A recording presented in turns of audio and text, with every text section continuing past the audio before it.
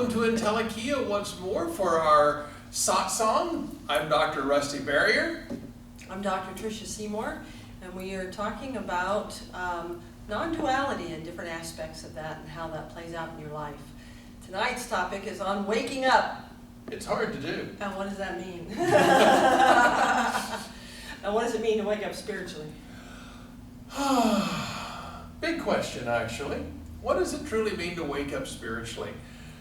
It means to recognize your own inner divinity and being able to walk in the world of material while still remembering that you really aren't here and that this really doesn't exist. Right.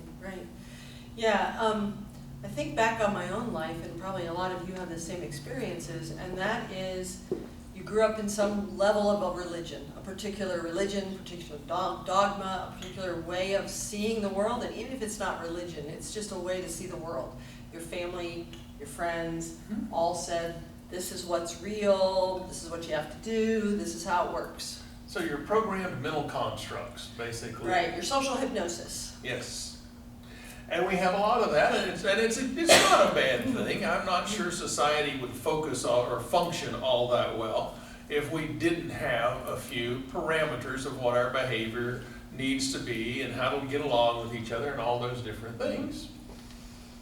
But on the spiritual path, there seems to come a point for a lot of people where they realize that there's got to be something more than what they were told, more than what they were taught, more than just going to a 9 to 5 every day for a paycheck, that there has to be something more.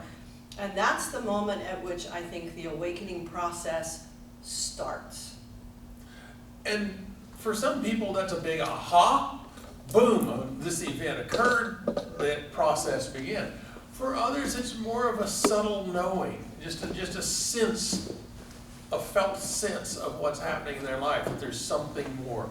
For a lot of people, it's easy to identify it as saying, there's more to life than simply getting up, going to work, getting a paycheck, paying bills, going home, going to sleep, getting up, that cycle that so many of us used to refer to as the rat race, right?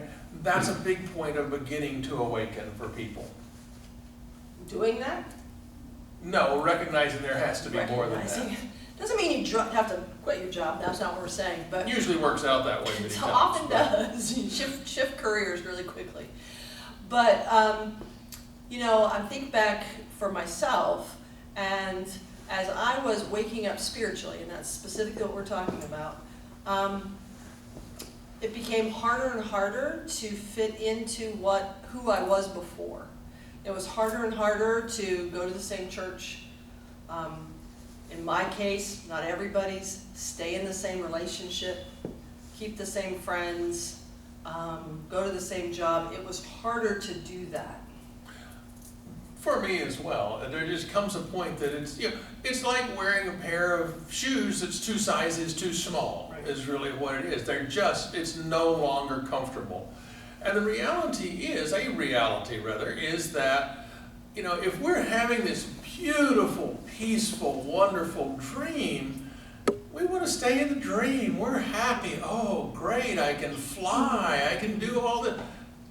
But if we're having a nightmare, boy, do you ever want to wake up. So that's really, if you look at your life, and there's a lot of things that are, a thorn in your side, so to speak, that are pushing you to be uncomfortable, that's your own soul saying, yo, time to wake up. Right.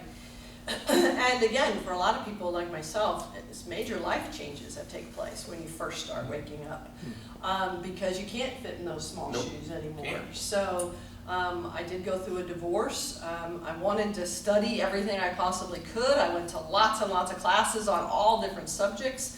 And again, on the spiritual path, normally is subjects that will expand you and the way that you see the world and your perception of the world. So that's all of a sudden you want to go to classes on chakras and past lives and what else? What other kind of classes do people take?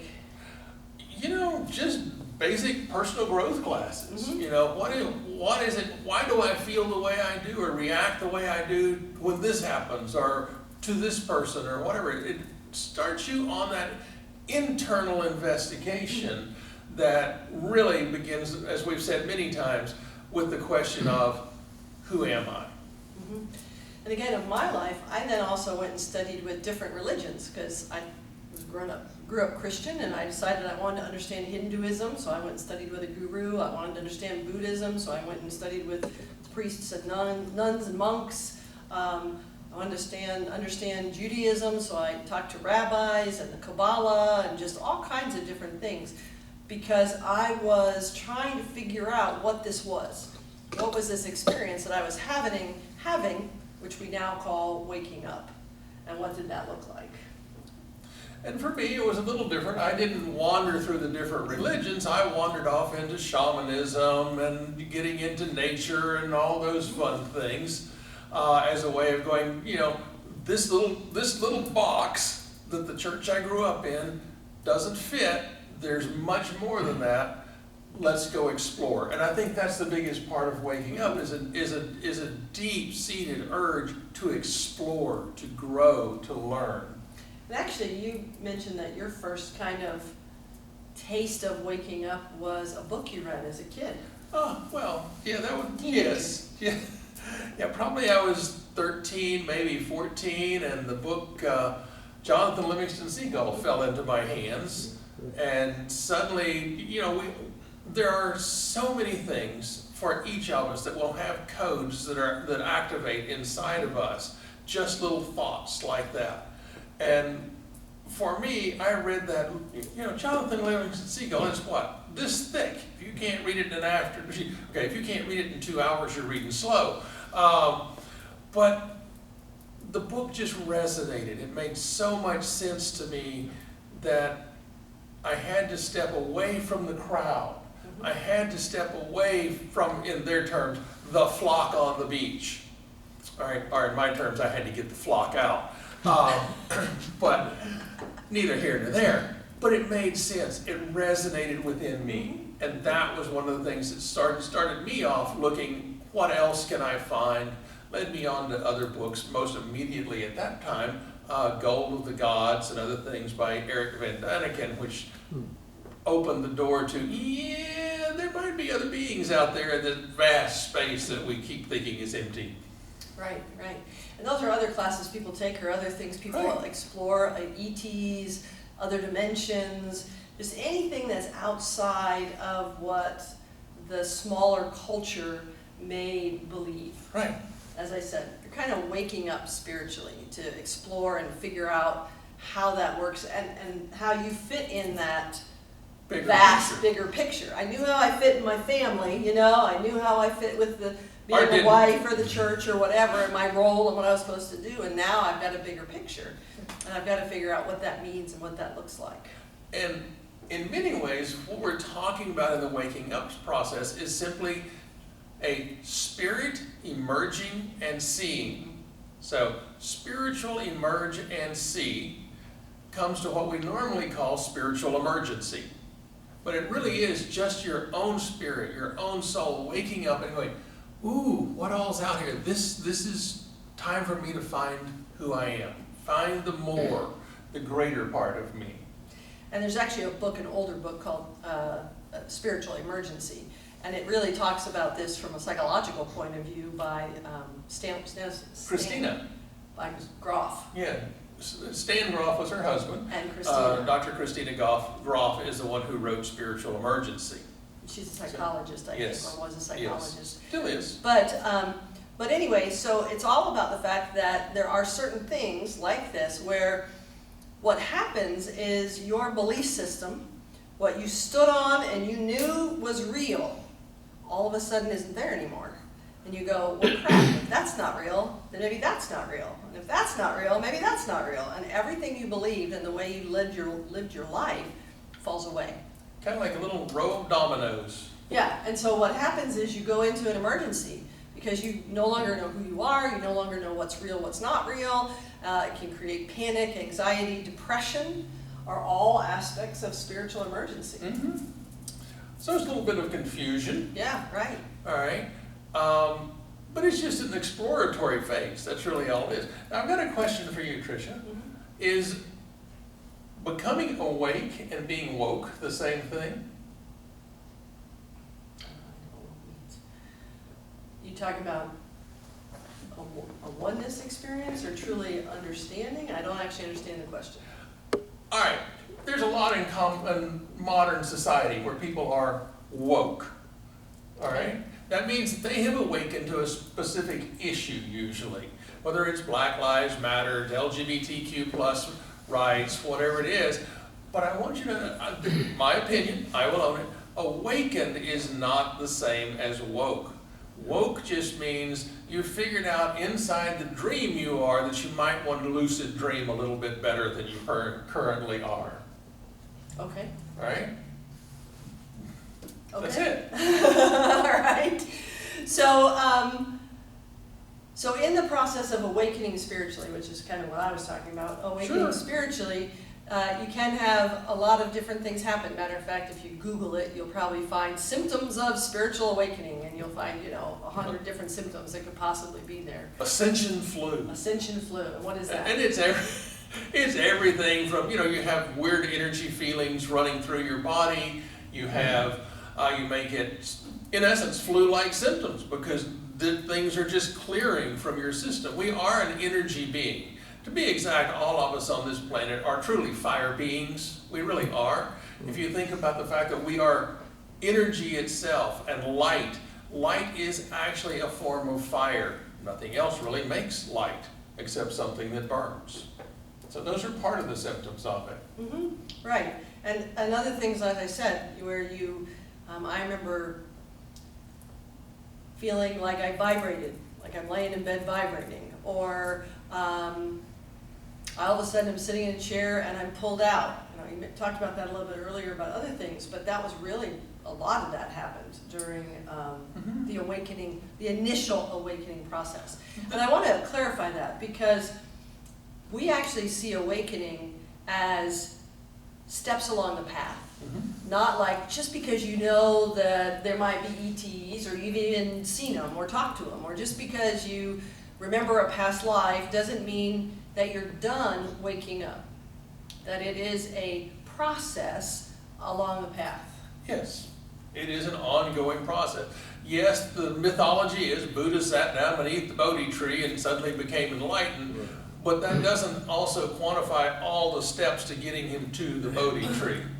The awakening that there was suffering outside of the court in which he was raised, the shedding of a lot of his desires through asceticism. All of those were steps along the way. That's the same for awakening for any of us. Yes, a oneness experience, as we've talked about, may be a flash. It really is a point of grace when that happens. But you have to prepare yourself in order for it to happen. So, along the way, as you're waking up, what you may find is first you realize, there's more to life than what I've been told. So you begin to investigate the more. Then you find, oh wait, there's more to me than I've been told, because as I'm waking up, I'm beginning to get some of these talents along the way. Wait, I can learn how to use energy to heal myself with. I can use it to heal other people or other animals. Right? Those kind of Maybe things. even that you find you have psychic abilities, Right. and you decide you want to learn about tarot cards, or you have mediumship abilities and you want to study and make that more of who you are. So all of those things can happen.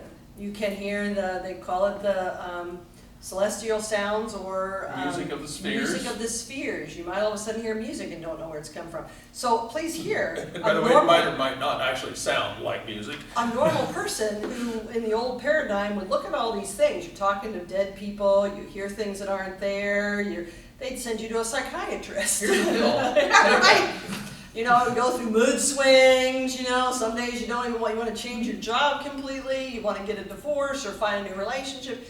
So people would that are still in the dream, that are still really asleep, are going to think you're crazy. And they're going to, again, maybe suggest you go see a psychiatrist or take a pill. But understand that as you're on the spiritual journey, all of these things are going to be in flow. They're going to be in divine flow and flux. So every time you get something new, a new insight, a new feeling in your body, an expanded vision of how the world works or how it functions, just know that that too can change.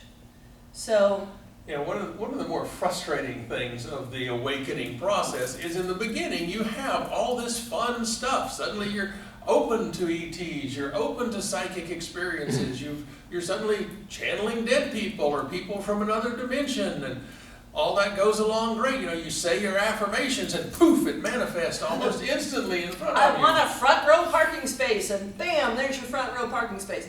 It's funny because the way the game is set up is that everything when you first start waking up comes really easy. So you get that front row parking space because you thought about it. You get the healing because you thought about it. You get the right person that you meet for the right job or the right instance. It just like appears. But remember, we said it's a game. And then you level up. And the games have levels. And the first level of this spiritual game is for you to realize there's more. For you to look beyond what your physical eyes can see, hear beyond what your physical ears can hear, and realize there's a whole world out there that you didn't even know existed. And to shift your paradigm, to get you off that, this is the way it always is, this is the way it has to be, and realize that isn't, that it's much more fluid. And so it was funny because I remember even when we met, we were in the phases, and the phase can last a long time, so don't hear me like it's like only a week or so. We're talking, it could be years. Depends on you. We were both kind of waking up, I was kind of waking up spiritually to understand all this. And then we got together and everything shut down. Poof. We leveled up. The next level, the rules are not the same. Things don't work the same way. You can, when you're at the next level, you're moving up the game, right? I use a spiral. You're moving up the game and you're at the next level of the game. You can talk to your blue in the face that you want that front row parking space and it's not going to show up. You can try to talk to angels and guides and nobody seems like they're there. You feel like you're all alone again. You're like, wait, I was having fun back there. I want to go back there. That was fun. The next level challenges you to look within. Challenges you to now face your shadow.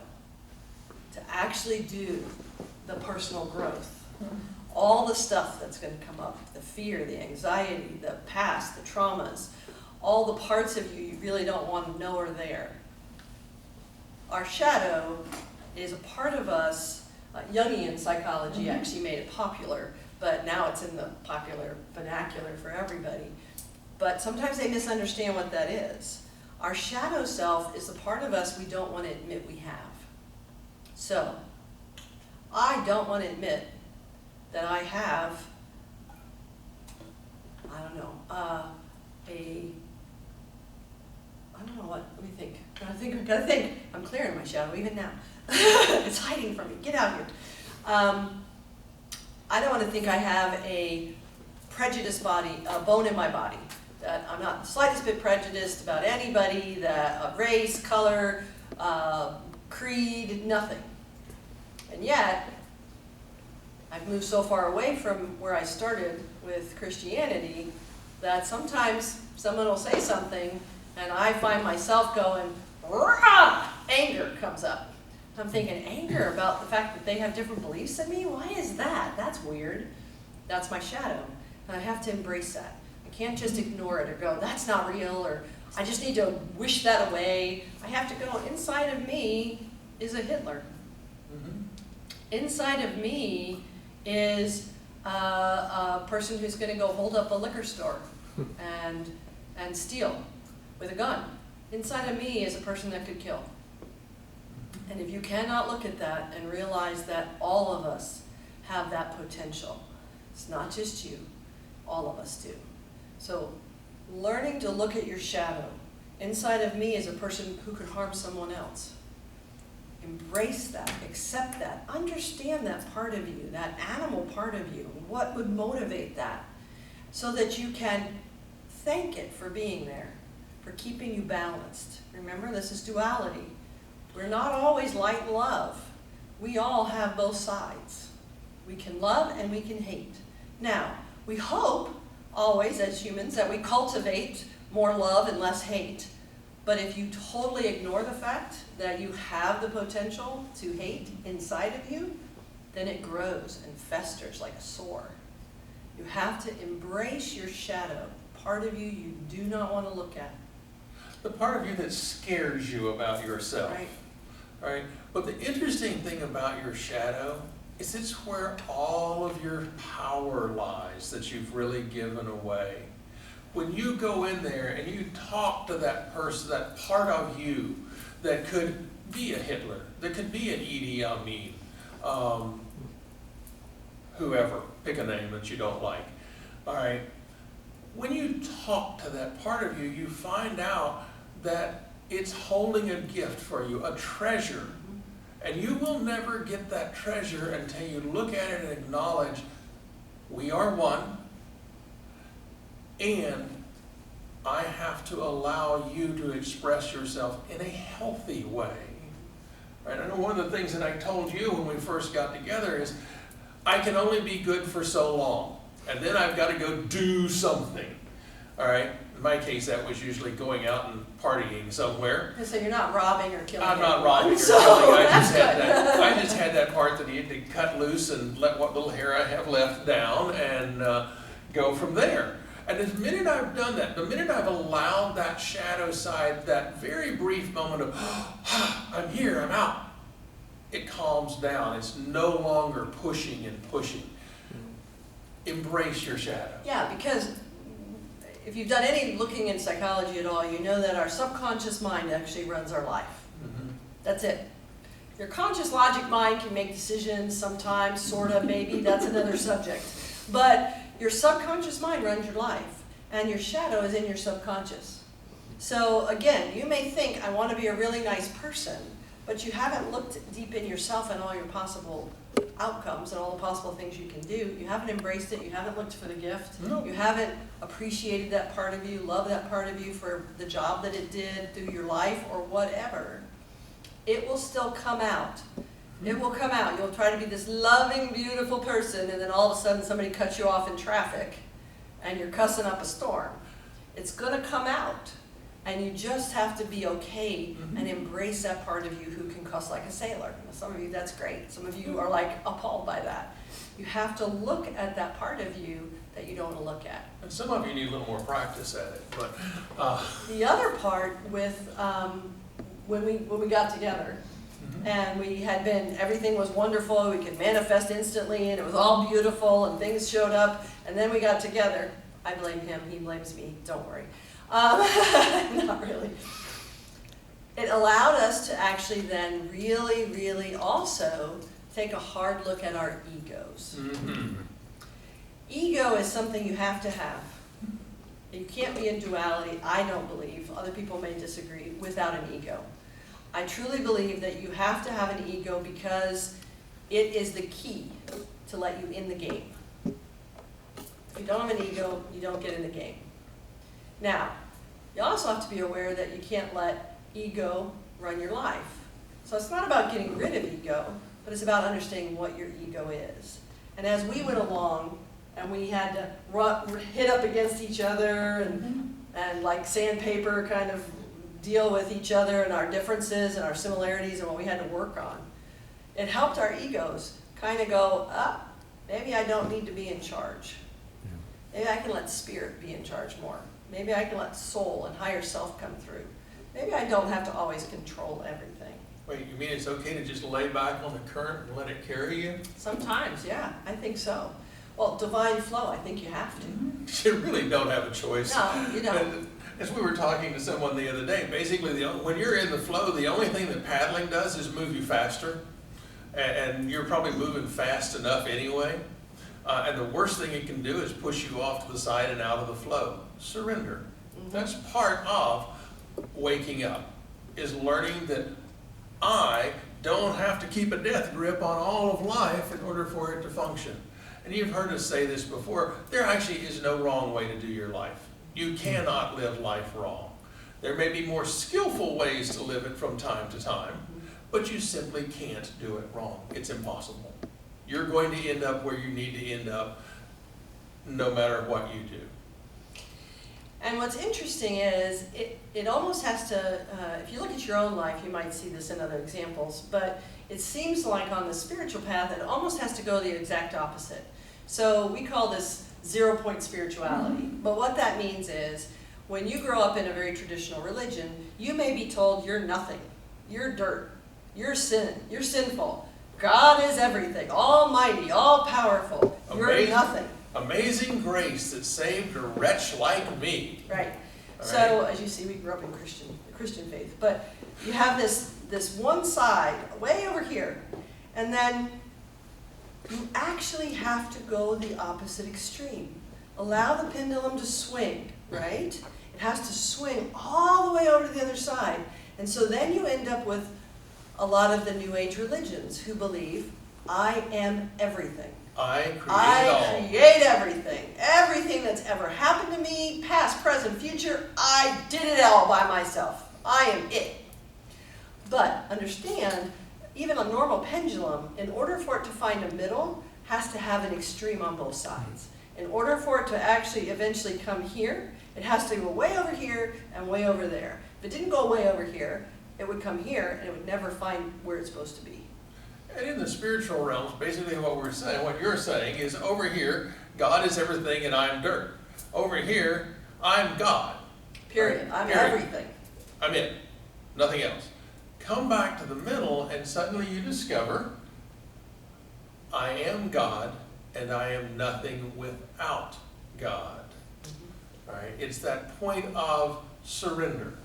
I understand who I am, but I understand that this ego, the I, really doesn't exist. It is that greater being, that greater consciousness, however you want to define it, that you are a part of. And I want to say that again, because I think that's very important. It is, when you come back to the middle, it is, I am God, and I am nothing without God. In other words, I am source. But if source wasn't here, I wouldn't be anything. So you have to come back to the middle. So what takes place on this game, on this spiral, as you go keep leveling up, everyone, the rules change a little bit, right? As you level up on the next level of the game, when you get to that center point, when you realize, I don't actually create everything in my life. Sometimes things just happen. I create the experience I have with right, but then I have the choice of, how do I experience what just took place? I think too often people who are stuck over here on this side that thinks they make it all happen, then everything has to have meaning and they just make meaning up. Sometimes a rose is just a rose. Sometimes crap happens. I didn't have the right mindset, so I had a car accident. What am I learning from this? I can't imagine, why did I create this? And you hear that all the time. What if you didn't create that? What if that was just part of the game? You just ran into another car. You might learn from it. Maybe I wasn't present enough. Maybe I need to be more aware when I'm driving. And sometimes you just go, it happened. How do I now take that and move on? And true 0-point spirituality is being in that space of what is, without judgment. It's neither good nor bad. It's neither right nor wrong. It just is. And that's a very radical acceptance. Not easy to do, nor will I lie and say I'm there 100% of the time. Not easy to stay there, no. Right? We still have our egos in our human form, so it's not always easy to stay in that space. Right. But yeah, you're right, and that's kind of that surrender again. Allowing and understanding that not everything has a meaning. Now when you're on the lower level and you're first starting to wake up, I forgot to mention, then everything seems to have a meaning, right? Then you're like, oh, I see 11 everywhere. Oh, I see 3s all the time. Oh, I see 4s all the time. Everything has meaning to you when you're first starting to wake up and understand the dynamics. And the synchronicities that happen all the time, the things that you go, wow, cool, I didn't even know that. Wow, I hadn't paid attention. Look at how many things are happening. That's all the cool part. when you're waking up, and again, that can take years, some people that can be their whole lifetime, and it's a wonderful place to be. If you choose to continue waking up and continue moving, then you will go into that kind of more, I'm going to call it a desert, where maybe it's not as fun, and you have to deal with life, and you have to deal with what's going on. But you do get to a place, once again, as you clear, remember we're clearing energies, we're working on our shadow self, we're doing personal growth, we're really trying to looking at our egos, all those things, then comes a point at which things work again. But now, it's not always about me taking credit for everything that's working. Now, I truly do understand the flow. And now I see the divine flow, I can jump in and I can float along, where that wasn't the case before, as you said. Correct. And now, you're basically in that process of waking up and remembering we're all one and love is all there is. Exactly. And so, I encourage you that as you're on this path, that you don't get stuck, that you don't get to a place where you think this, whatever this is it. This is everything. This is all there is. In the Hindu tradition, they talk about cities, right? Mm-hmm. And they say that the cities are special gifts, psychic, mediumship, that's not Healing. that's not their words, healing, things like that are all cities, and that they are part and parcel of the path. They are not the path. And it's important to not get stuck in the phenomena, but realize there's another level, there's more, and then there's more. Always. So thank you for joining us tonight once more. Come again next week when we do this again. We'll figure out what we're talking about then by the time we get there. Actually, most of what we're doing is out of our own book, Awaken to Oneness, Spiritual Ascension Techniques. We're just going into more details than what's in the book. Right. So again, thank you. you.